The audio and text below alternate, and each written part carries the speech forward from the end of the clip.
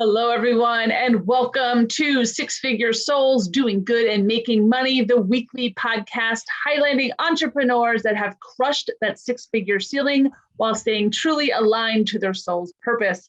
I am your host, Camille Miller, founder of the Natural Life Business Partnership and pioneer for the Soul Professional Movement. Today, I'm really excited to talk to Payman Lorenzo. He is a podcaster, author, humanist, and a connector. I have been on his show as well, and always a really good friend as well. So, Payman, thank you for doing our podcast with us today. Pleasure's all mine, Camille. As always, absolute honor talking to you. You know, I told you from this first moment that we get to know each other. We have one thing common: we have the same birthday. So for that, we have a connection. For that, I'll always be special. So it's always an honor being with you and talking with you, and hopefully I can provide some valuable tips and help and value to your audience. Thank you. Thanks so much. So let's dive right in and talk about, actually, before we turned on the camera, we were talking about you're coming up to your 200th episode in your own podcast. That is an incredible feat right there, because it wasn't so long ago you started. How long ago did you start your podcast? October 2020. October 2020. Wow. 18 months ago. 18 months ago, you're already on your 200th episode. And I know some of the people that you've interviewed, they've been really fabulous guests. I've seen a lot of them. So I wanted to have you on the show just to talk about your journey to creating this phenomenal podcast. If you can tell us a little bit about that. What did you do before 2020? And you starting this podcast? How far do you want me to go back to? Well, give us a general idea to kind of lead up to what your background was like. My background is I was born in Afghanistan. I was 3 years old, 3, 4, when my family escaped the war, and we moved to France. When my father was working. My father was one of the first people in Afghanistan to get a full scholarship to study in France back in the 60s, as undergraduate and postgraduate. So when the Soviets invaded the country in December 79, I wasn't born yet, but communists, they don't like intellectuals. So they were rounding up the country looking for all of the intellectuals to make them disappear. Thankfully for us, my father was overseas, and that was our chance to literally save our lives. So that's what we did. And in spring of 1984, I was 4. We left, and so grew up in France, very happy youth there. And then once I was 14, my family moved to Canada, and as soon as I was able to fly on my own, I started living around the world. In the process, I've lived in 10 countries, 4 continents, 6 languages.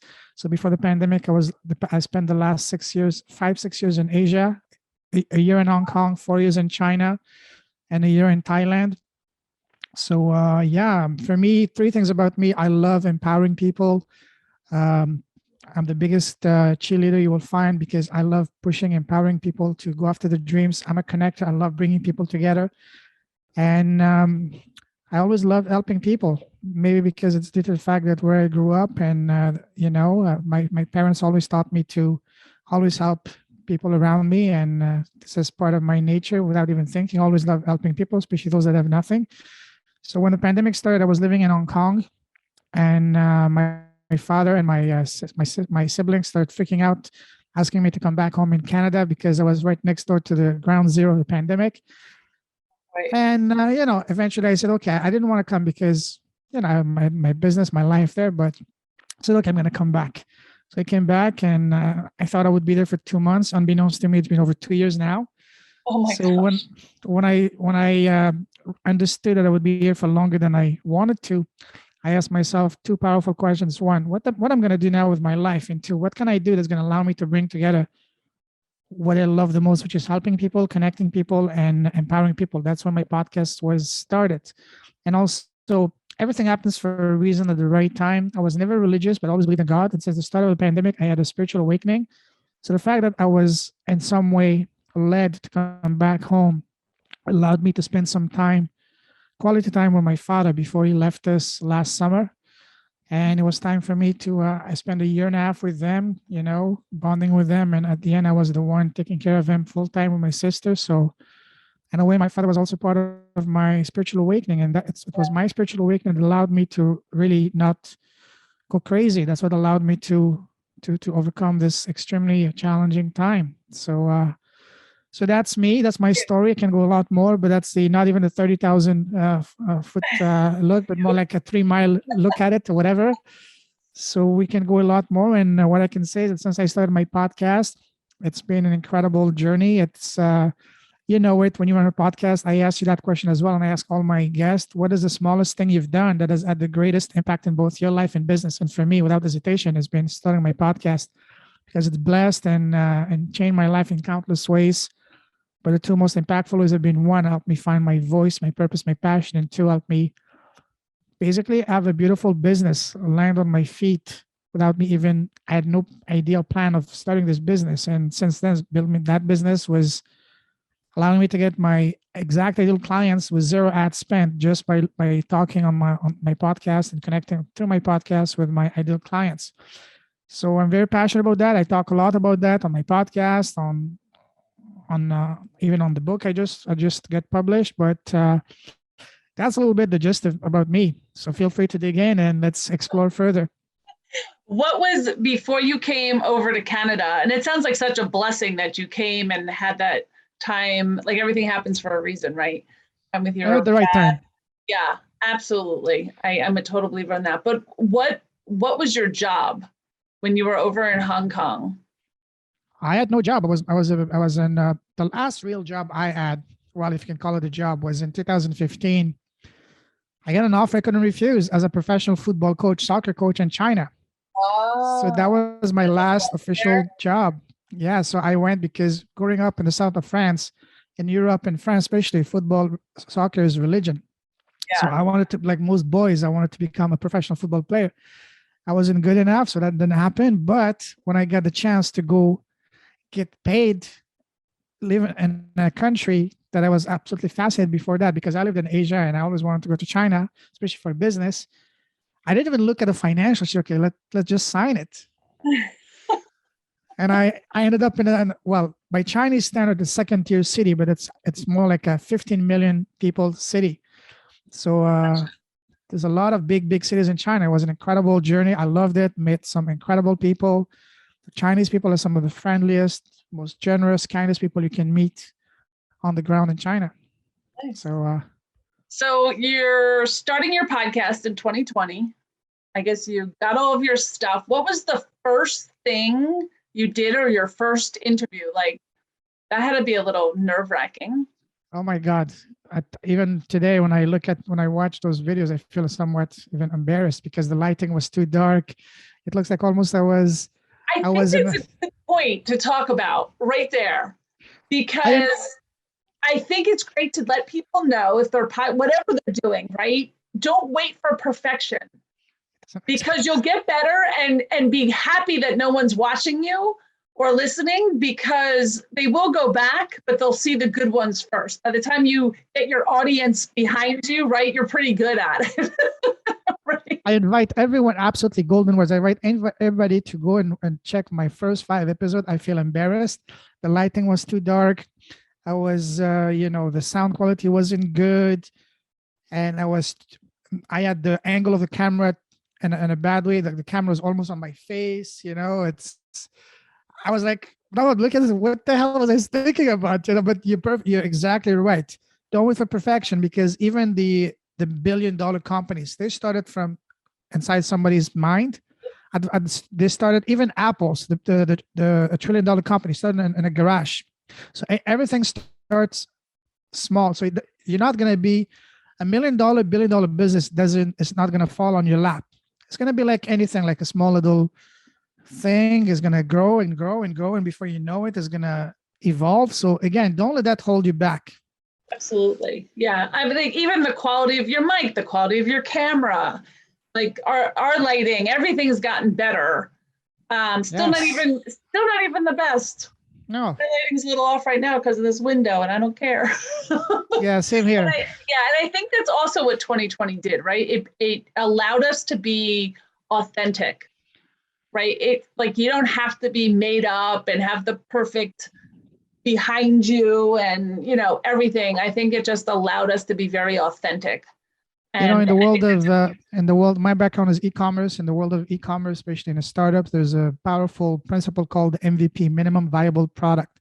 You don't have to be perfect. Just get something that is good enough, get in the market, get feedback. Because what matters is not, it doesn't matter. It's okay if you don't have like Hollywood style quality video and all that, or the perfect lighting. What matters is your message, the message. Yep. That's what people want to hear. And if you want to invest any money initially, invest in a good mic, because people will put up with not the best video, but they will not stand if your sound is hard to understand. So absolutely get a mic if you want to get into podcasting. But the good news is you don't have to spend $1,000, $5,000 in a professional studio. This one I bought it for $83 Canadian. That's $65 US. The best $65 I ever spent in March of 2020. And every morning, one of my first ritual is I kiss this mic. Because this mic changed my life, opened the door to so many things to me. And when this mic will come the time for me to replace it and get a better mic, I will not throw it out. I will frame it, because this was the start of my empire. That's a beautiful thing. I have the same. My mic wasn't exactly, my mic's not expensive. I got it because I have kids in the performing arts, and one's a singer. And this is the mic they use. I think it's like 39 or 40 bucks. Exactly. Like it's not for even 50 to 100 bucks, you can get a pretty nice mic. Oh my gosh, yeah. But you don't have to. I have another daughter who's a voice actor. Wow. They spend a lot of money on mics, but in soundproofing. But when they were starting, I was just like, just start.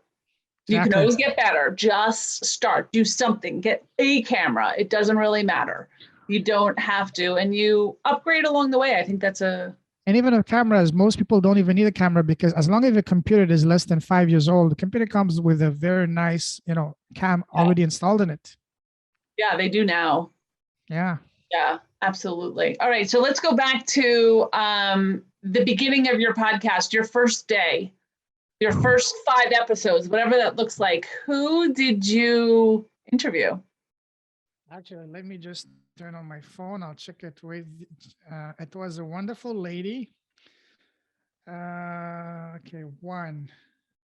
While you're doing that, I'll just say that I think it's important also for people to know that, especially with a podcast, people aren't successful overnight. You start with like, it's hard. I remember my first 30 interviews, whatever it was, trying to get people. Now it's easy to get people. I just call and be like, hey, because they know me, right? But in the beginning, before you're a name, it's a little hard. Go ahead. Who was it? Let me show you here the first episode. It was Dr. Iris Perkins, the doctor for the soul. Wonderful lady, somewhere in Virginia. She works with helping Black communities. Wonderful lady. She was my first. I don't know if you can see. Look at the quality of the video. Wait, look at the quality of the video. Yeah. I feel embarrassed. Don't be. That's how we all start. And it makes your stuff now look great, right? Even thumbnails, like all of that stuff, I could not figure out. If you look back at some of our thumbnails, man, they were bad. Right. Yeah. And even now I know there's so much more I can do to improve it, but step by step. Yeah. So, Payman, do you have anyone that works with you, or do you do all of it yourself? So far, it's been just me, and I hired not long ago someone to help me with because my podcast, especially video, I do video mostly. I have thumbnails and not thumbnails, timestamps, and the timestamps that I do, they're very, very detailed. So initially, when I was doing them myself, my podcasts are pretty long, about an hour on average. For each episode, it would take me an hour and a half, 2 hours to do the timestamps, and I do a very extensive summary with almost like 3,000 to 4,000 words. So I was doing all that myself. So that was taking me like 2 to 3 hours per episode. And I said, and with me doing 2 to 4 episodes a day at times, I said, there's no way I can keep that pace. So this one, I hired someone that's helping me with the timestamps. Once I have the timestamp, I'm still doing the rest, but that's really helping me big time, because the timestamp alone, it's such a time-consuming thing, man. But now I'm looking to hire other people to further delegate other tasks. I can focus on what I love the most, which is the conversation, the connections, the Yes, talking, and me then too. just send Yep. the tech side to the team. Yeah. Yeah. So, digging into your spirituality a little bit, do you believe that you were born? Well, you actually touched on this a little bit. My question is usually, were you born awake, or did you awaken? Or are you still awakening? I think it's a lifelong journey. As I said, I was born in Afghanistan in a Muslim family, but my family was very educated, very progressive thinking. So they're very liberal, especially growing up in France. Both of my parents highly educated. So they were not very strict or anything. So they allowed me and me, because I was always very curious when I was a kid, two places you can find me, either on the pitch playing football or at the library. And I devoured the Bible, the Torah, the Quran, all three of them when I was still in middle school, because I just love reading. So I did my own research and all that, and I love philosophy and all that. So I did a lot of research. So as a result of that, I would say that ever since I can remember, I was very open-minded, and that also played in the fact that I've been, a globetrotter, living around the world and living and dealing with people from all kinds of walks of lives all my life. So all of that have played a big role in me being very open-minded. But I would say so I was always awakened in a sense. I understood things that other people around me may not have, because of my international exposure, travel, and my family upbringing and all that. But what was really the spark, I would say, was, again, everything happens for a reason at the right time. Was during the pandemic. Since I was a kid, I was always fascinated with the stars, with the universe. When I was a kid, I wanted to be a pilot and an astronaut. Actually, my nickname growing up was Pilot. I will quickly share a quick story, funny story. Okay. The first day of kindergarten, my mother dropped me at the kindergarten. She registered me, and then after work, when she came to pick me up, she asked for my name, and at the school they couldn't find my name. I said, "That's impossible. I brought him here." "Sorry, ma'am, we have no one here with the name Payman." My mother at the end said, "Okay, let me see at the list of the students." She looked at the list. There was nobody with the name of Payman, but at the bottom was a kid with the name of Pilot. Say, "Okay, bring me Pilot." That was me.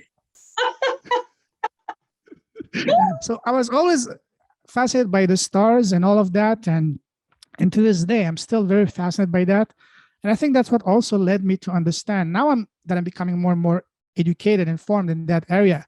I understand that I may be a starseed, because I've had this very deep connection with the stars, with the universe, ever since I can remember.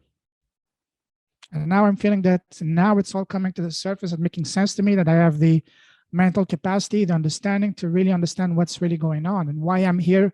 Understanding the purpose of being. It's not just for us to accumulate things, material things, but for me, I see life as two things. One, as a school for us to learn lessons. And number two, I love eating.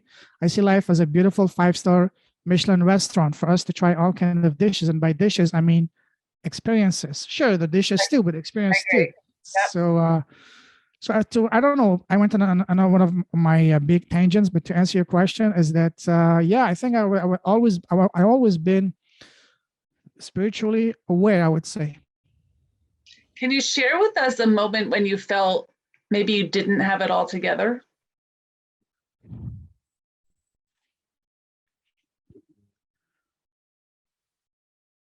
I had some tough times. But I never lost hope. When I was living in China, I did business, spent 2 years around China, going around the country, trying to pitch an idea and raise funds for a business. And in China, it can be, I spent 2 years meeting all these high-level business people and government people and wining and dining them. And it can be quite expensive. And a time came that I literally ran out of money. And if it wasn't for a friend of mine's good heart, he allowed me to come crash at his couch in Hong Kong for a few weeks. I would have been on the street. I was living on $20 a week. And Hong Kong is one of the most expensive cities in the world. Wow. So, but ironically, despite all of that, financially, I might have been at the lowest point of my life, but I was the happiest. I was having so much fun. I was growing up, and I see this as a beautiful blessing, because I saw that, hey, if you can make it in the one of the most expensive cities in the world on $20 a week, then that gives you almost a feeling of invincibility. Now, when someone says, "Oh, I'm not going to do business with you. I'm going to fire you. I'm going to do this or this," go ahead. I can even help you if you want. I'll do a call for you if you want. It gives you almost a feeling that nothing can touch you. And I'm not saying this in a cocky or arrogant way, but more in a how can I say it, in a reassuring way. When you have this very deep confidence in yourself that nothing can touch you, because you've gone to hell and come back. I mean, imagine yourself living in Hong Kong or New York City, for example, on $20 a week. Yeah. For me at the time, going to a McDonald's and getting the Big Mac Happy Meal, which was like around $7, that was my splurging moment of the week. Imagine that. Wow. But despite that, I never felt I was lacking anything. Because I knew that I had the experience, the knowledge, the connection. I did it before, making thousands a day. So I said, I can come back. And before, I didn't know how, but I knew I could come back. And by the grace of God, I got back on my feet. That is a terrific share. Thank you for that. I used to have a friend that always said, no matter what happens, you'll never live under a bridge. And what he meant was, enough people that will put out their hands and help you if you just ask for help. And I have a problem. Sometimes you don't even have to ask. You just have to be aware, because the guy that helped me basically saved my life in a way and allowed me to crash on his couch. We become almost like brothers now. We met casually, randomly at one of those e-commerce events that I attended in Hong Kong. Hey, hi, just, one of those networking events. Hey, what's your name? Where you come from? What do you do? We just chatted. And a big connection, and we found out that both of us come from Toronto, Canada. He was living in Hong Kong for a few years. We connected, we kept in touch, and at the end of 2017, when the relationship between China and Canada and the US was getting worse and worse, he said, "Hey, don't stay in China anymore. It's dangerous. Come in Hong Kong. I'm working on an exciting e-commerce project. I want you to be part of the team." So I didn't need much, convincing. I was on the next flight. From China to Hong Kong. So what I'm saying is, pay attention to the conversation you have, even the most random ones. Yep. Opportunity. Because again, everything happens for a reason and at the right time. Even the person you're meeting at the cashier at the store, he or she is here for a reason. Even if it just means for you to say, "Hi, nice, how are you today? Thank you for your business. See you tomorrow." Hey, just be open-minded. Strike a conversation with that person. You never know. Or the person in front of you at the line or whatever. Absolutely. But so many people like that I met across my travels. One time when I was living in Thailand and Bangkok on a Saturday night, just chilling, having a beer and playing pool at one of the local bars, I met a guy. I thought he was a local, wearing a tank top, or what do you call it, a tank top and just flip-flops and shorts. I thought he was just a local guy. So we introduced each other, and I could never believe it. The guy said, "What do you do?" He said, "Well, I'm the vice consul of Bhutan." I said, "Excuse me?" Vice consul of Bhutan on a Saturday evening, just playing pool, wearing a wife beater and shorts. He just gave me his business card. Say, anytime you want to go to Bhutan, just call me. I said, wow, okay. That's why what I'm saying, be very open-minded. Don't judge a person just the way they are. Awesome. So if you could tell us one lever that pushed your company or business forward, the one that you have right now, your podcast, if there was one thing that you really felt pushed you forward, what would that be? First, the podcast, because it's a phenomenal platform. But what allowed my podcast to be, again, my podcast is not a number one, number two yet, but it's not about the numbers, but it's about how responsive they are. For me, I believe it's because I'm being authentic, and I'm allowing my guests to truly share their stories, to make them be as comfortable as possible. And that's what was allowed for me to, because when I bring someone on my podcast, I like to have a look under the hood, so to speak, to see what's in their heart, to have a heart-to-heart conversation, hence the name Leaders with a Heart. And when they come and talk on my podcast, they feel very comfortable and they're open to share things that they may not have shared in any other podcast. This is where the power comes, because they say, "Oh my God, this was the best podcast. This is the best conversation I had." Thank you for making me comfortable to share things I've not even shared with anyone, not even with my spouse or with my family and all that. So, whoa, I think this is the secret. Even though it's not really a secret, it's just being open. I've let them talk, let them share their stories and not interrupt them, because I've been listening to podcasts for the past 15 years. I love podcasts. Yeah. But one thing that I notice is that the host doesn't allow the guest to really fully explain their point. They just cut them off, and that's something that I understood very early, that if I wanted to do a podcast, I don't want to be like them. I want my guests to speak, for me to shut up and listen until they're done.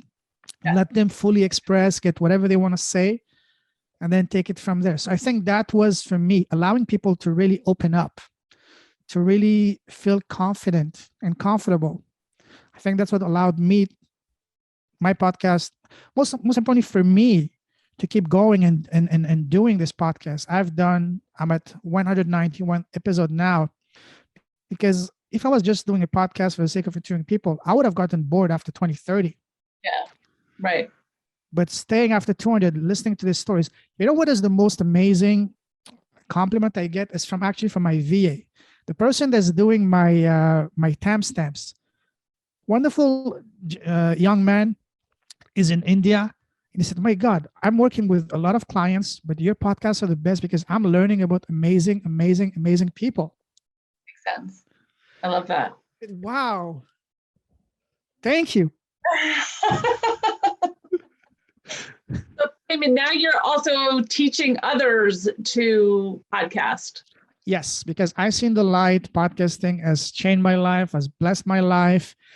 So when I reached my 100th episode last October, people starting slowly to reach out to me. "Hey, can you teach me how to launch my podcast?" At first, I was hesitant. So, okay, go watch this video on YouTube, or go read this book. But they would say, "No, I want you to teach me." I said, "What do you want to teach me? I have nothing to teach. I just did it." "Well, that's exactly what I want you to teach me. How the hell did you do it?" Yeah. And then finally, after a couple of months after, I said, "Okay, let me do something. Let me put something together." And because when I asked the people on my podcast, "Do you have your own podcast?" a big majority would say no. And I asked them why. 3 main reasons: I'm not a techie, I don't have the time, and I don't know where to start. That's when it clicked with me.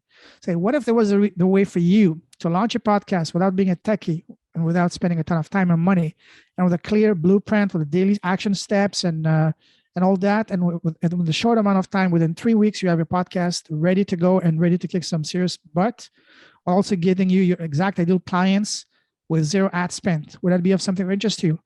I got a resounding hell yes. That's when I knew that, hey, this might be something more than just a side hustle. Yeah, I love that. That's so what I did. Yeah. If people wanted to find out more about this, what's the best way for them to reach you, find you, learn about you? My podcast is called Leaders with a Heart on YouTube and on Apple iTunes. Very simple, Leaders with a Heart. On Facebook, I can leave my my Facebook profile. You can share it in the show notes. But if they're ready to rock and roll and start their podcast, they can go straight to my website, leaderswithavoice.com.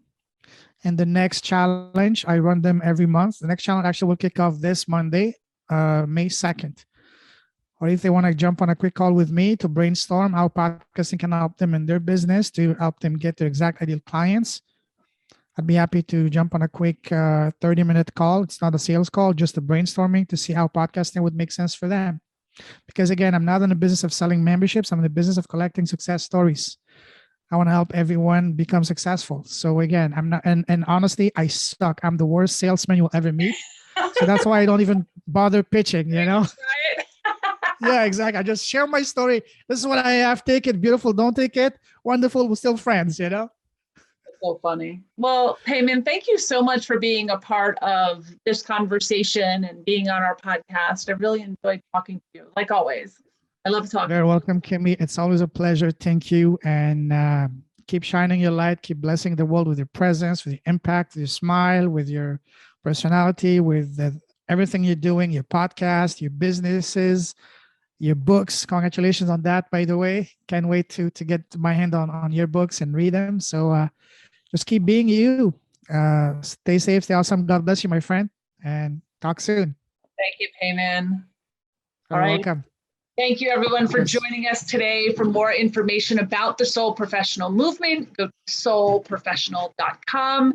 This podcast is sponsored by the Natural Life Business Partnership, a global professional organization and business incubator for the entrepreneur who lives in a higher vibration, has an alternative approach to business, and is here to repair the world. If that sounds like you, come meet us at a meet and greet. Learn more about our organization. You can go to soulprofessional.com to find. Thank you again.